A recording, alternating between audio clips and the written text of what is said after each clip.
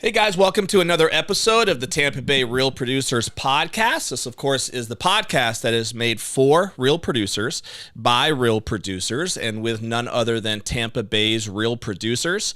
We are also powered by Top Producers Nation.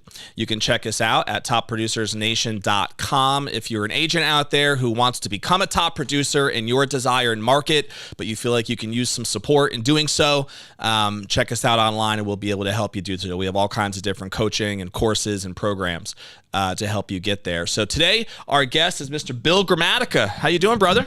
Good morning. How are you? It's good to have you. Yeah, no doubt. Thanks for having me. Bill is with Charles Rutenberg Realty, obviously a top producer here in the Tampa Bay market. Did over $18 million in volume as a sole producer. I think you said this year is already beaten that. You're over 25 so far this year. So you're going to be seeing Bill featured in Tampa Bay Real Producers Magazine coming up shortly. I think he's scheduled for our November release. So we had him on the show a little early. So that's good. We just couldn't wait. Couldn't wait to get Bill here. Glad to be here. And talk to him a little bit.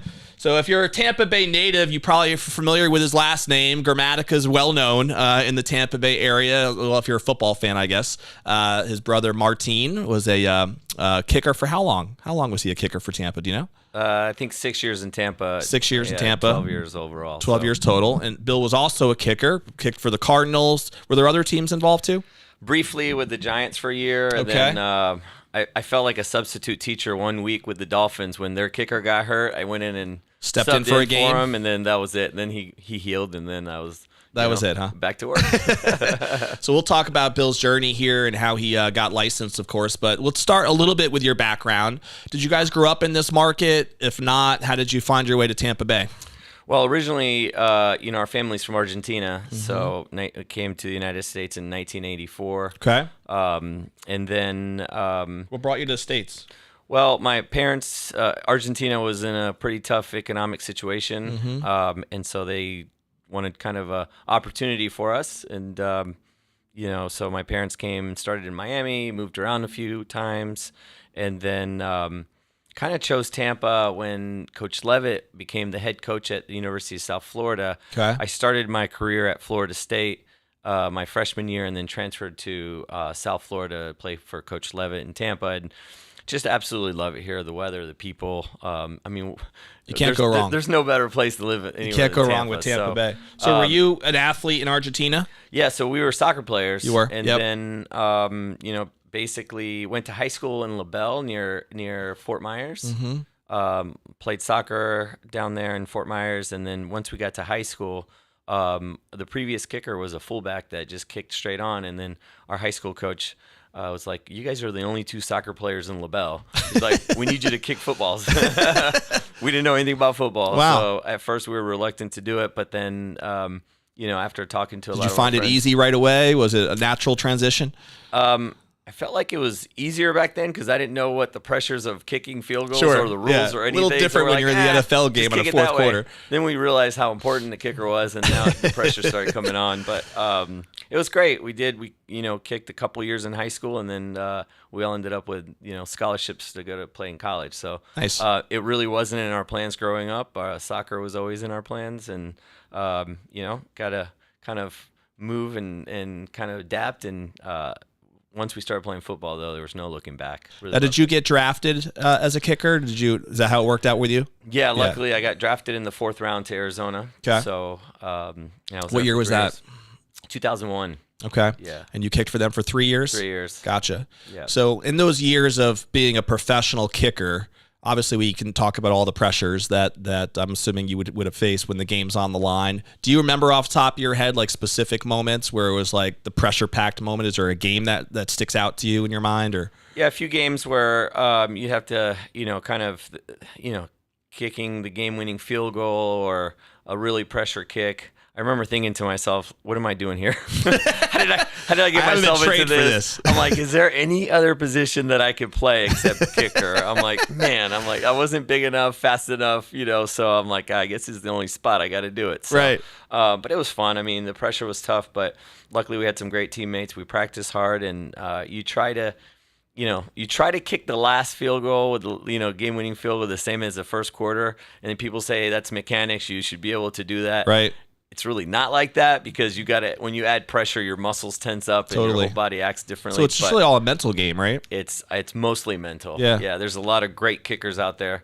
When you put the game on the line and you put pressure, that's when you kind of separate the NFL versus the high school and college players. And technique-wise, is it very different from soccer, or is it fairly similar? A little bit, it's more like a goal kick for a goalie. You don't want to put a lot of spin into the ball because then it won't fly the same and it won't go as far. So it is similar technique to certain positions, but not like a forward, for example, would kick it a little bit different. You know? So that makes sense. Yeah, it's more like compared to a goalie. What's the longest kick you ever made in an NFL game? In NFL was 51. In college, the last kick of my college career field goal was 63 yards. Wow. So your very last one. Yeah. Way to go out with a bang, huh? So I know, thankfully. So I know Coach Levitt wanted me to kick a long one my senior year because we played, USF was 1AA. Yeah. So I wasn't, on TV very much and wasn't as noticed. So he always wanted to get me a long one, and happened to be the last game of my college career. So that's a cool memory. Went in and, Never got asked to kick a 60-yarder in an NFL game, huh? No. It would have been nice, tough. but yeah, they're not easy. With the kicking balls in the NFL a little bit different. So for sure, these guys that are kicking now from 60s, it's just it's unbelievable what they're doing. Is it very different now from your perspective, watching these guys on TV? Like, do you look at them as just like better athletes in some ways, or like what do you think goes into why the distances are different? Yeah, I think a lot of it has to do with understanding training-wise. When we played, I mean, our off-season conditioning was soccer, was running, was a little bit of weights, but the thought process back then, 20-something years ago, was if you lift a lot of weights as a kicker, you're going to get really strong, but you're going to lose leg speed or flexibility. So it was a balance that you had to kind of, work with and almost play with, because there was really not a lot of history of understanding what the body does. And now with all the information that these kickers have, they're able to train differently. Like the TrackMan sports system that was only used in golf years ago, they're using it for a lot of sports, especially kicking.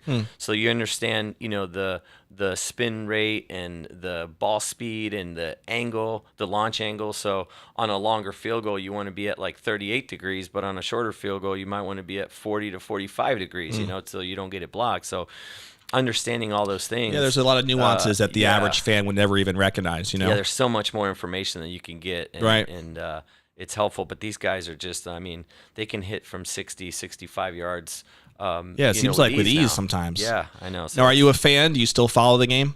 Yeah, I follow football a lot. You do? So I enjoy watching, and especially, obviously, watching the special teams. Yeah, I'm actually grew up in the Connecticut area, so I'm a New York Giants fan. So I can't believe I don't remember that you played from. Was it 1 year with the Giants? Yeah, well, I got hurt, so I didn't play very much. Oh, okay. So that was what year was that? That was 2004. So gotcha. As soon as I left, Michael Strahan was still there back then. He was awesome. Yeah, he was Strahan, Tiki Barber. Shockey, that was right around when they drafted Eli, wasn't it? It was Eli's rookie season. Yeah. I think Warner played most of the season. Yeah, and he did. came He in played and the took first 8 over. games, and then they brought Eli in. It was kind of a controversial decision. I mean, it was pretty much a done deal after Yeah. they brought him in. But Right.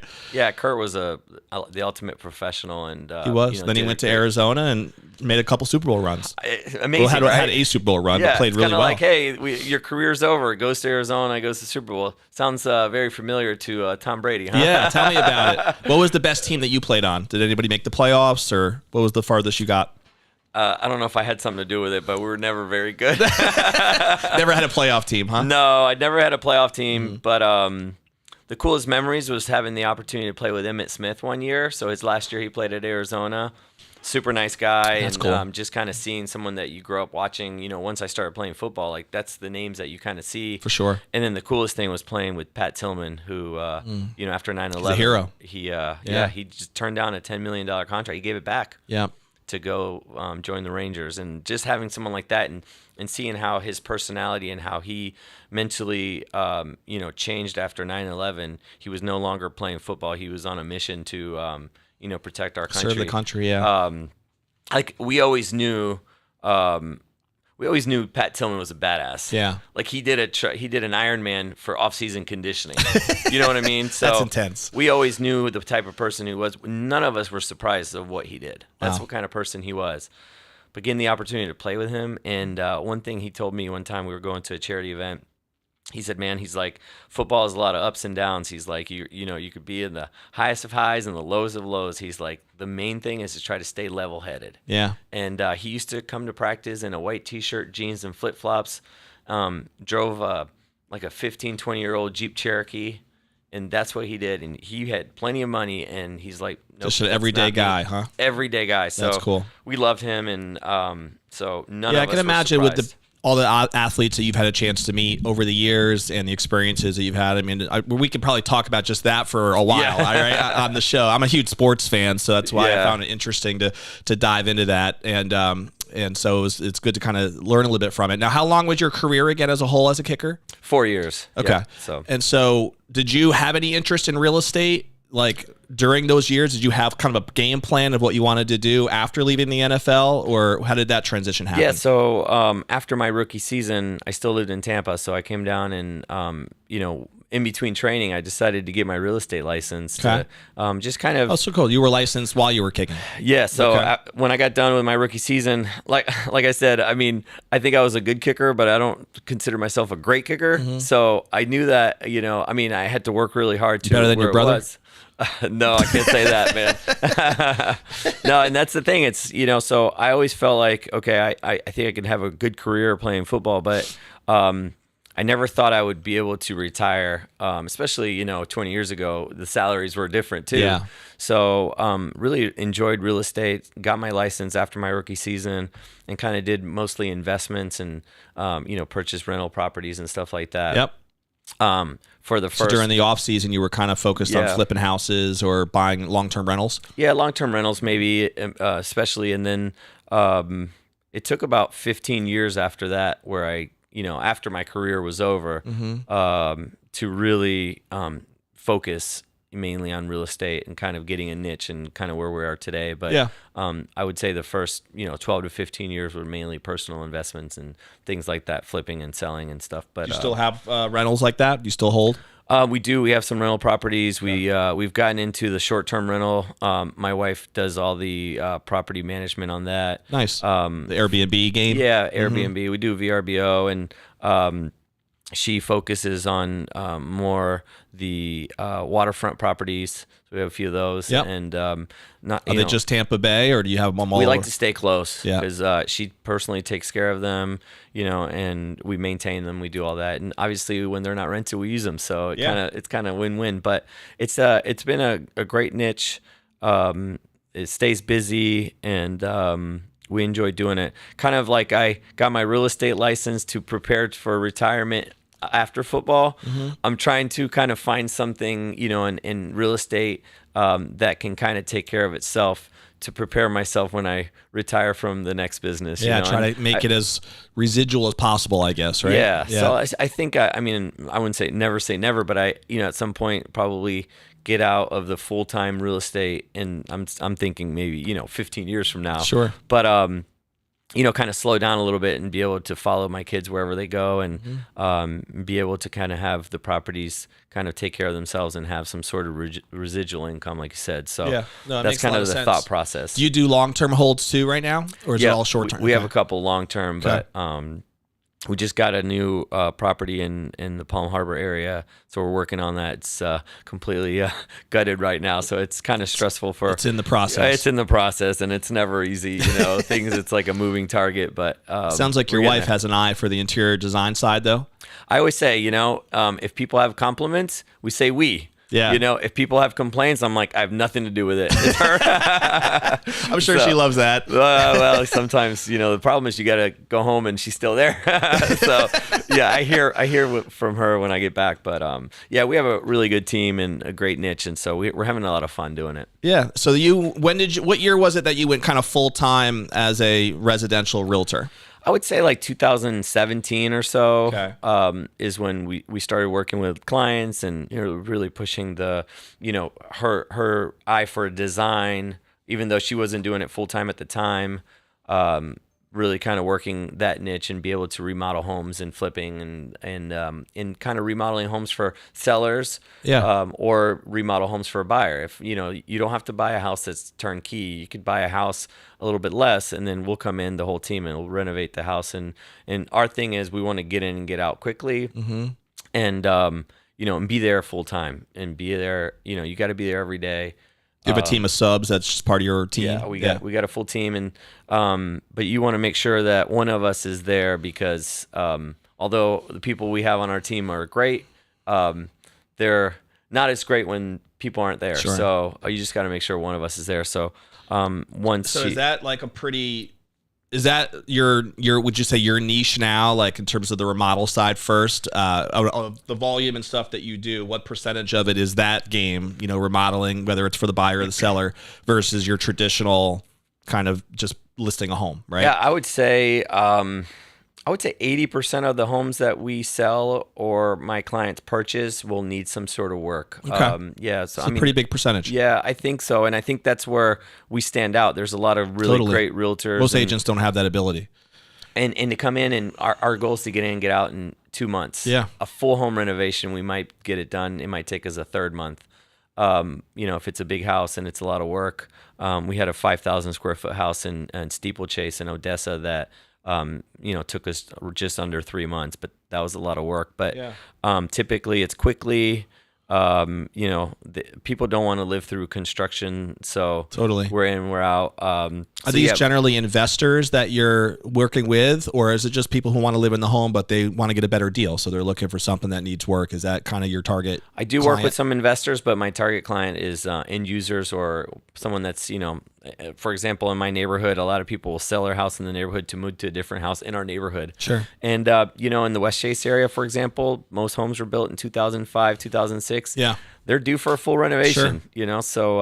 Is that where you guys live, West Chase? West Chase area, yeah. We moved there too when we first came down from Tampa or from Connecticut, 2012-ish. Okay. Right by the Publix over there, Shires, Shires community. Yeah, we're in Highland Park, so just off of Racetrack, so just north of West Chase. But all those homes need, full kitchen, bathrooms, floors. Yep. We're doing a house in Water Chase right now, and we're doing, we did bathroom, we're doing backsplash, we're doing paint, landscaping, and got pictures next Thursday. Should hopefully hit the market a few days after that. Nice, man.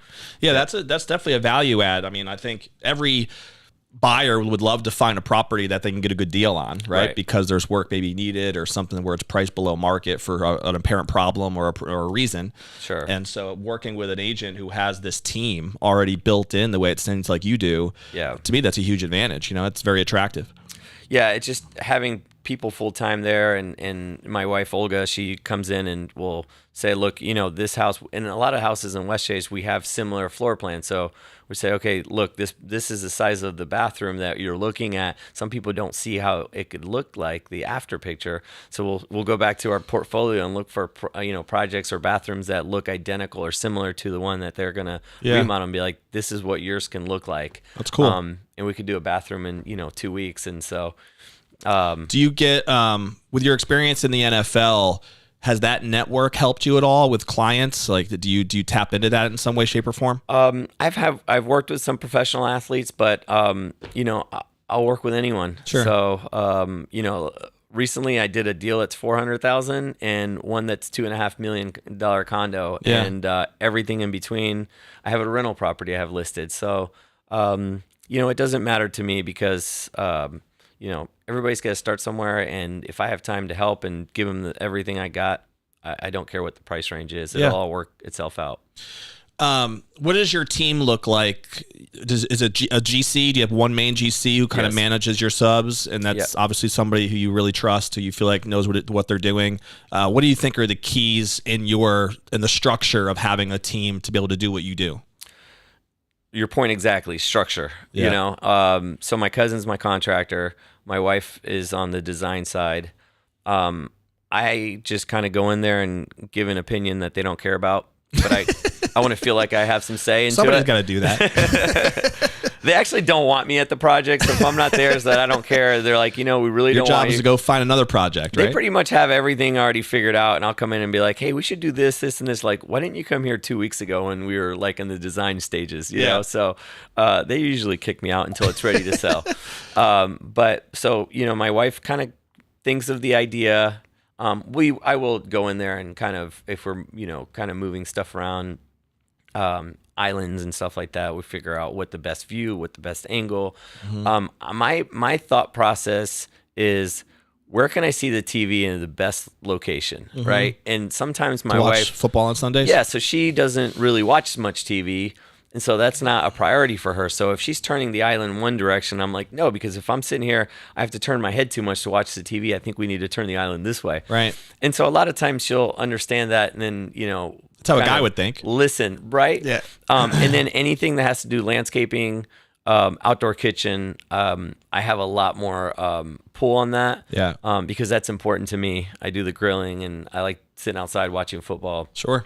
So we're working this Palm Harbor house that we just bought, like I'm in charge of the landscaping and outdoor kitchen. But that's the thing, is you have to have structure, and then, we have the subs that come in, and it's just coordinating timing and not wasting time, because so always different subs based on the jobs that are needed. Well, luckily we've had the same people for a long time.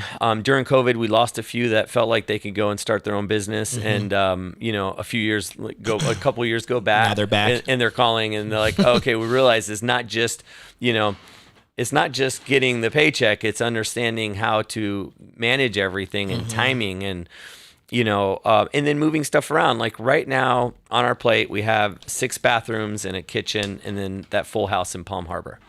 And so, but then I have a listing coming up in Water Chase, which jumps to the top of the line because we can't wait 3 months to list it. Right. So basically, in a matter of a day, we move people around to go leave one project for a day to go do a bathroom, backsplash and painting.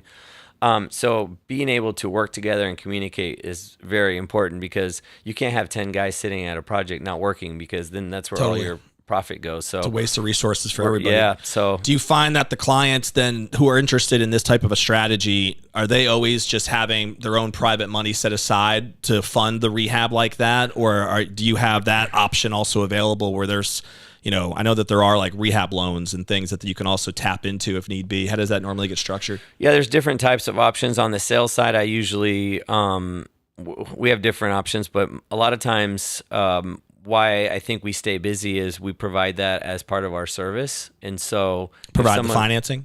Everything, yes. So it's really hard for someone to say no to me coming in and investing $25,000 out of my own pocket to do the whole renovation, which that $25,000 renovation's our cost. It could be $35,000, $40,000 if someone came in and wanted to do it through a different contractor. Sure. So again, we pay our costs because it's not that money that we make. It's being able to sell a house quickly, and it's being able to sell the house at top dollar. Sure.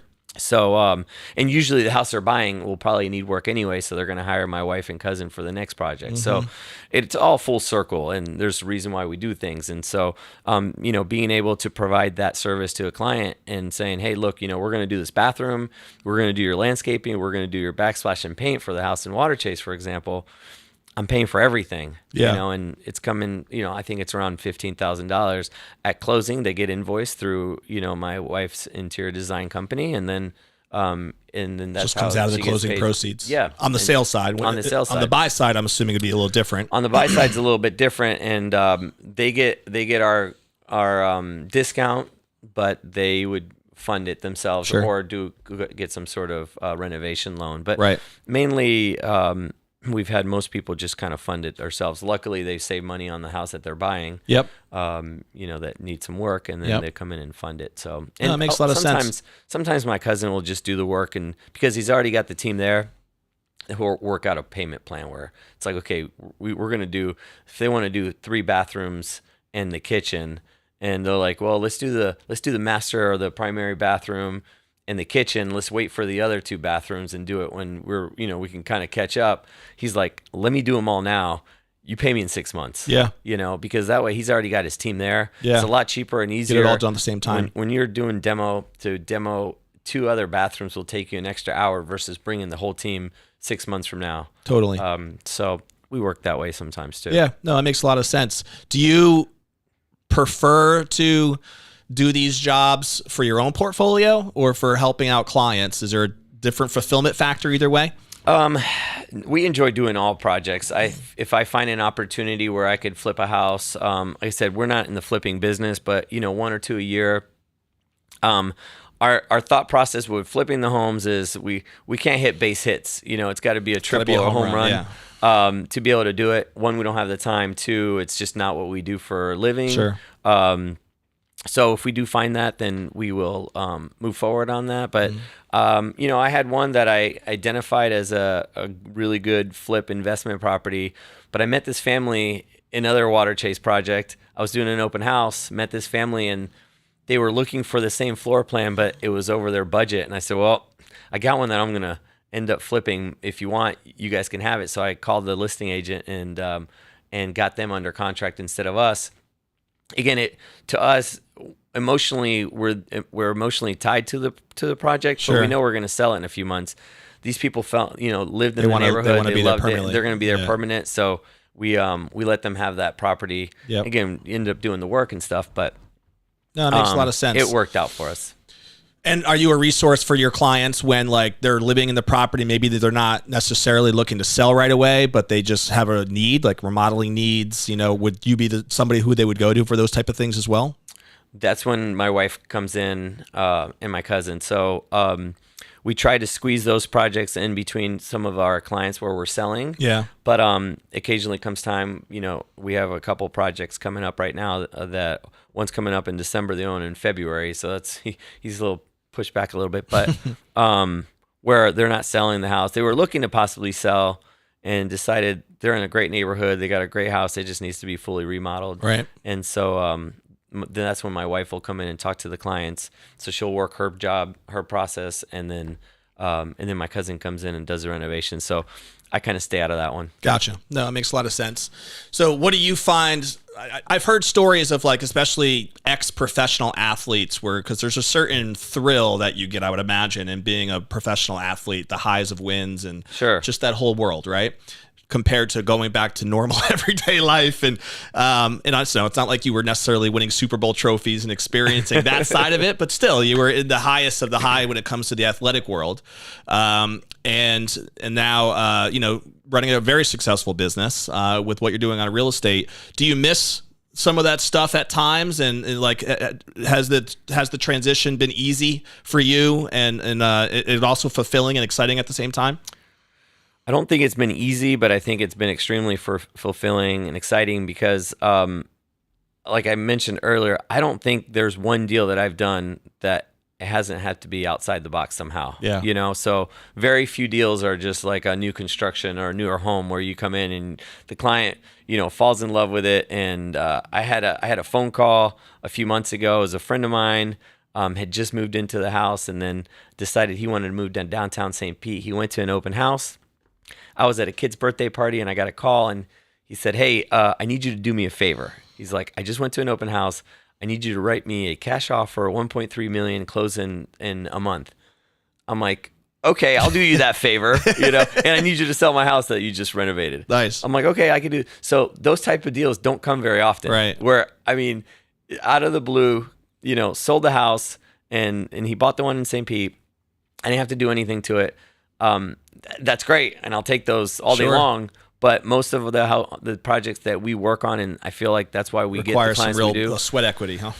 So it's outside the box. It's, okay, what do we do? What do we renovate? Do we tear down the kitchen? A lot of the islands have the 2-step islands, so we want to level it to one level, and lighting, under cabinet lighting, that kind of stuff. And the fact that you can do these jobs, I think you said on average in less than 2 months. I mean, that's pretty good. Yes, yeah. I've done a little bit of house flipping just as a partner in investment world, and if you can get it under 2 months, you're pretty happy about that. A lot of the things take 4, 5, 6 months to be able to really turn them around. Yeah, sometimes, and it's gotten a lot better, but permitting has slowed a lot of time. But, and so those projects is when you push them out further. But once we got everything in place and we can start, that's when, if you waste a day, you're wasting a lot of money, especially when you got a bigger team. So For sure. We got to be able to have, everything kind of planned out. Things change. Like I said, the house that we had to go redo or do in Water Chase so we can list it next week. But most times you just got to have everything in order and be really organized. So, which that's where, I could do better at. And that's why I have a team that does do that. So, yeah, makes sense. But yeah, it's very nice. When you think about your vision for where you want your business to go year from now, multiple years from now, whatever your plan might be, what are some things that get you excited about where you want it to go from here? Well, I think the easiest part is having a great area in Tampa. I mean, there's so much construction going on. There's so many people moving here. I can't think of a better place to be doing real estate. I love what I do, and that's what gets me excited is just new projects going on all the time. And obviously working on the short-term rental and kind of gaining more properties for the future. But it's just, I think that we're in a great market. I think that it's still strong. I think that, Have you found a question on the short-term rental thing? Have you found that changing at all in terms of the regulatory environment? I have some people that I know who have seen some of those changes down by the beaches out there where it's like, you blink and the town then makes a decision, oh, you can't do short-term anymore or whatever. Has that hindered your plan at all with that? Not yet, but you have to be really, really careful. So that's why we renovate our short-term rentals, like if they're an investment property where you would flip. So if that were to happen where, right now you try to find the unincorporated sections where they allow short-term rentals. Like, for example, like Dunedin, for example, it's a great area. It would be perfect for short-term. They don't allow that. So, and so where we're at in Crystal Beach and Palm Harbor, they do for now. We're always kind of ready. And once the house is done, and luckily we've had, I think one of them's at 40 something reviews and they're all 5-star reviews, is because, we put quality stuff in quality materials. The bathrooms are marble tile. Like people come in like, you can't believe this is a short-term rental, but, and luckily we're able to maintain it because we live, 25 minutes away. If it was further, then I think that's where they get a lot of wear and tear, and that you're not able to maintain it, and that's why. So you do believe it sounds like that the short-term rental game is a long-term play still. You don't think it's going anywhere? I don't think it's going. Well, I think they're going to start. They're cutting down in areas. Yeah. But I think where they do allow it, I think it's a strong opportunity because for example. If you go to the Sand Pearl, you're going to spend $1,000, a night. Yeah. And you're going to be able to sleep maybe 3 or 4 people. Yeah. Ours, our minimums, one of them's about 1,000. The other one's going to be 1,500 a night, but you can sleep 8 people or 9 people. So there's always going to be a need for that. People are going to be able to split. And also it's sometimes better to, if you're going on a vacation with a family, you want to be in a house. Your own house. The privacy of all that. And that's why being on the water, it's got a pool and outdoor kitchen. People actually go. It's almost like a resort feeling in a house, and that's why we really want to focus only on waterfront properties. Yeah, it makes sense. And from your experience, your short terms have all been profitable. You haven't had.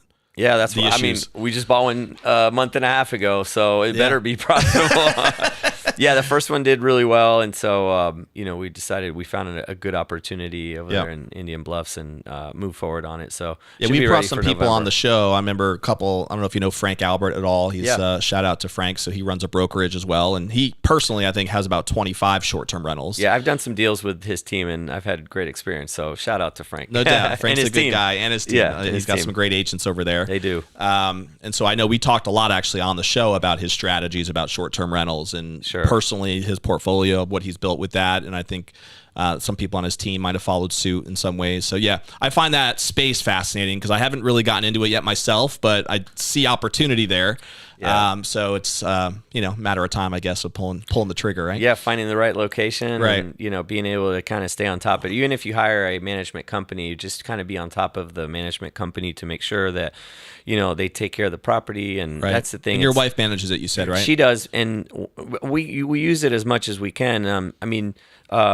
September and October are the times we actually block it off to do maintenance, and we paint, we touch up, caulking, and just kind of do more landscaping. So that way, it's usually hit or miss on those months anyway. So we block it off as my son's birthday. We kind of spend the whole week there. Yeah, we'll spend 1 week when school gets out, and then usually a week in September, and then periodically when it's not rented, but it's. I think it was rented like 220 nights last year. So nice. Occupancy is pretty strong. It stays pretty strong, and but it does. I mean, if you don't stay on top of it, you will get wear and tear. So totally, you got to make sure that you're there and pay attention to that stuff. Yeah, there's a lot of different like automated systems now that can manage the whole client concierge side of that, right, with the communication and all that fun stuff. Yeah, that part you can do that, but I'm talking about like the maintenance and make sure that everybody has that same experience from the first renters to the last ones. Right. They get everything. If anything breaks, or you kind of walk through and make sure that there's nothing laying out. Or, you got to treat it like a hotel. I mean, it's a guest experience. It's got to be it, and you live and die by reviews, and luckily we've had all 5 stars, and that's what our goal is to maintain. Like every week we're like, okay, let's see what came in, and luckily they're all 5 stars. So we've had some really good luck. I feel like we can definitely spend time not only talking about more about football in the NFL, but we can talk about this whole short-term thing for another hour as well.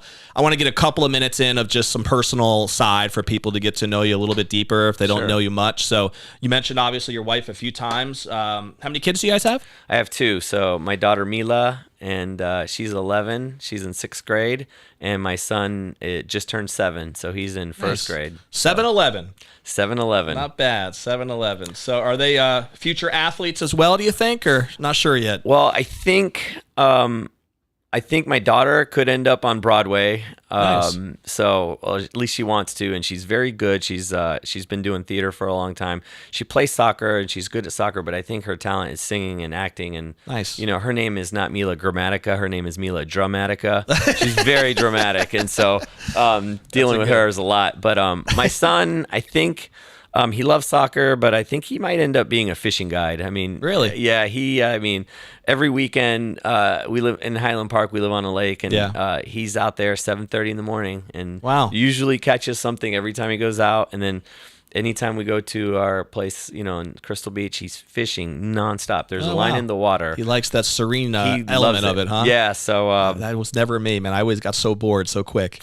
No, he catches, unlike me. So yeah, that part of that. I guess that's the thrilling part right there. When you're catching fish is thrilling, but he's. It can get pretty boring when you're just sitting there with that rod in the water and nothing's happening. No biting.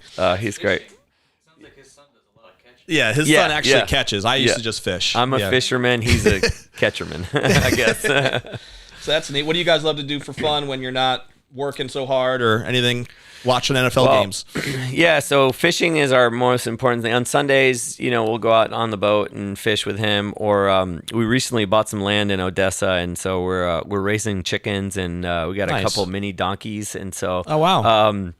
Is the Keystone area over there? Yes. Yeah. I love that area. It's pretty. We grew up on 15 acres in LaBelle, so I've always it's pretty much the only part of Tampa where you can find some land, I guess, at this point, right? Yeah, and interesting. When I was a kid, I used to have to go outside and cut the grass, and I had to fix fences and work cows, and and I complained every minute of it. I hated it. I'm like, it's hot. I don't like it. I'm getting yelled at, and all I want to do now is go miss it. outside and cut grass and build fences and put my phone away. So really, all again comes back full circle. And so I'm trying to teach that to my kids and say, Do you have enough land that you can still set up like a field goal post back there? Are you practicing your kicking still? Yeah, or what? there's 7 acres out there, so we have plenty of land. But yeah, so we're out there, and we have three chickens that are about a month and a half old, and then we just had 2 hatch last week. Nice. So the kids are all into it. You getting your own eggs They now? love it. Not yet, but we will. We plan on it. So that's kind of what we'd like to do. Our downtime is kind of going out there to the farm, we call it. But nice. And hang out. Couple rapid fire questions for you. Do you have a favorite book or author, seminar that you think has made a huge impact on you at all, personally or professionally? Well, I think it's funny because it's an old one, but a good one. It's simple. I had an economics teacher one time give me a book, Who Moved My Cheese? Sure. And I've read it. It always stuck with me because it's simple. And I'm like, this is kind of a dumb book, right? it's like very practical. Yeah. You always have to be ready, especially in football, especially in life, in real estate. You got to be ready. Like you said, if this real estate, if the short-term rental market shuts down, what do? Well, you got to be ready to sell a house, right? And it's got to be like everything. I feel like you always have to have your head on a swivel. And so I don't know. It's a simple book. I mean, I think more than seminars, I think it's being genuine. I think it's being authentic, and I think it's working hard. I mean, a lot of people, especially during COVID, everyone got their real estate license thinking, man, I'm going to get my license. Money is flowing in here, especially in this market. It's easy, right? Yeah. And it's not. It was easy for some people that have some contacts, but like I was telling you earlier, like last time, sometimes you may not want to hire a friend or a relative just to not get them mad. You want to hire someone that knows what they're doing, that has experience. And, the only way you get experience is by working hard and going through the deals and taking some hits and working hard. But totally. So I think that's my advice is, someone's got to work hard, stay on top of it, learn, ask a lot of questions. But so more than the seminars and the books, and like I said, you got to be ready.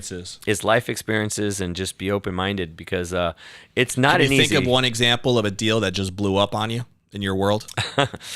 Man, let me think about this. Did you have like a big challenge that you remember you had to overcome? Anything come to mind? I mean, I've lost a few deals. I had someone, a week before closing, it was not only that, it was in Bradenton.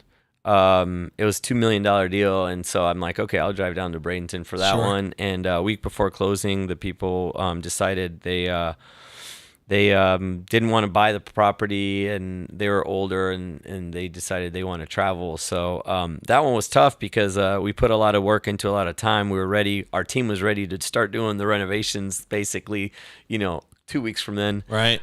So that one was a tough one for me because it was basically all done. But you know what happens? Yeah, you live and you learn. The more I'm into it, I feel like when I started in the business, those would hurt, and it hurt for a long time. Now I look at it as almost like missing a field goal. Right. And it's going to happen. And again, the number really doesn't make a big difference. It could happen at 300,000 or it could happen at 2 million. It happens to everybody. Yeah. So you just move on. Yeah, you have to. Keep going. I think that's a smart mentality and a healthy one to have. I mean, there's always more opportunities out there as long as you're not getting so obsessed with how something went wrong, right? Yeah, stay positive. Are you in the NFL world as a kicker specifically? Do you guys are you obsessed with your stats? Like, do you know how many field goals you attempted and made? Is that even something you remember thinking about? No, I could tell you every kick that I missed, really, more than you know how many field goals you've missed in your career. I missed a lot of them. No, that's why I'm sitting here. What percentage did you make? Do you know that? I made about 80% of my kicks. You did. Okay. Yeah, that seems pretty good to me. I mean, some of them were tough, man. They were long ones. So, but what do the great kickers make? 90. I mean, nowadays they're 95. In their 90s. Justin Tucker's 80 was a good number when I played. Yeah. Yeah. So I look at stats. When I was coming here, I looked at my stats. I usually don't pay attention to them. Yeah. One, thankfully, I'm kind of busy, and I just move on to the next deal and not really look. The other day, I was talking to one agent. And he's like, you're third in Rutenberg. And I was like, no, I have no idea. I'm like, I don't even know where to look, but I'll go find it. So, which that was we'll nice. We'll get it up on that Facebook page that we're logging into. Yeah, exactly. So, so I don't dwell on stats, but it's nice. Do you have a favorite team now? Well, I'm always thankful to the Cardinals because I got drafted by them. But living here, I'm a Bucks fan. Okay, so makes sense. Yeah. So, but you and Martine get to watch the games together every now and again. Well, they work the games. Him and my other brother Santiago. So gotcha. So no, they're working. Too busy on those Sundays. Huh? Yeah. All right. We'll wrap up with this here, Bill. So I always ask what I call the legacy question. As you think back years from now, hopefully, and you're on that rocking chair thinking about your career and your life, what do you think you'd be most want to be remembered for? What type of legacy do you think you'd want to most be remembered for when that time comes? That's a great question. I think I want to be remembered as, most importantly, being a great dad and a great husband and a great person to my family. We work really hard. It's not easy, but it's the most fulfilling thing outside of anything. Nothing can compare. There's not one kick or anything like that.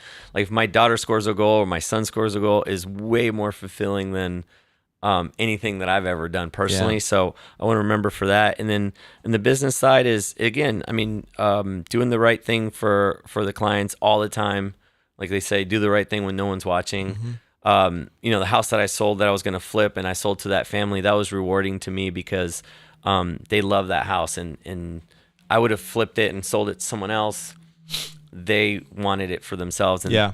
So to be known for, really working super hard and doing the right thing for my clients is really all you can ask for. And kind of live by that, Yeah, so. Man. No, it makes sense. It was great to have you here. I appreciated you being here, and it was interesting always diving into your career a little bit and seeing the lessons that were learned from that. I hope the audience feels the same way about what they were able to take from the conversation so far. We'll have to have you back to talk more about football because I could do that all day. Me too. So let me know. That sounds good. Happy to be here. If somebody wanted to pick your brain a little bit, or even just reach out to you about your business model, to me, it's unique in some ways what we dove into today regarding your strategies and how you've built your team. Most of the top producing agents, I don't think, have that same organizational structure, right? That you've laid out. And I think that can definitely appeal to even agents who might want to consider adding that element, to their business model like you've done. What's the best way for someone to connect with you? Call my wife. I'm not that organized. No. Anyone can reach me and call me 813-728-4595 or on my Facebook page at Gramatica Real Estate and Design. Gramatica Real Estate and Design. There you go. So hopefully someone will reach out to you there. I'm not great with social media. Might not be Bill, but it might be one of these people. It might be Mila, my daughter, because she can figure out Facebook. There you go. Get her a little business experience put her to work, early on. Yeah, either one of those. Just call me or bgramatica at gmail.com. You can send me an email. Perfect. We can get the number up in the description as well. Absolutely. Yeah, appreciate that. So we try to end every episode with a challenge to the audience to be able to take action, right? We always believe that if you don't take an action step, then you probably miss out on a lot of the value of listening to this conversation today with Bill. And so what's one thing, just one little thing that you can do personally or professionally to help move you forward? It could be as simple as literally, reading the book that he mentioned, Who Holds Your Cheese? Or maybe it's digging in a little bit deeper to his structure. We spent a lot of time on going through his layout of his business model, and I found it fascinating, and maybe that's an opportunity for you to do something similar, or to at least send referrals if you know somebody has some options that remodeling is needed and that's not something you're interested in, but Bill seems to have a great operation here with his team, and he might be able to add value to your program. So take action, do something that's going to move you forward so that the time you invested in this, the action could be as simple as clicking the subscribe button so that you're notified every time we drop a new episode, which is every week. So if you don't already subscribe, click the button so that you can get those notifications. Follow us, of course, at TampaBayRealProducers.com. And if you're an agent who's looking to grow your business and become a top producer, you can check that out at TopProducersNation.com, as we have all kinds of programs for you. So we will see you on the next episode, Tampa Bay Real Producers. See you later. Bye.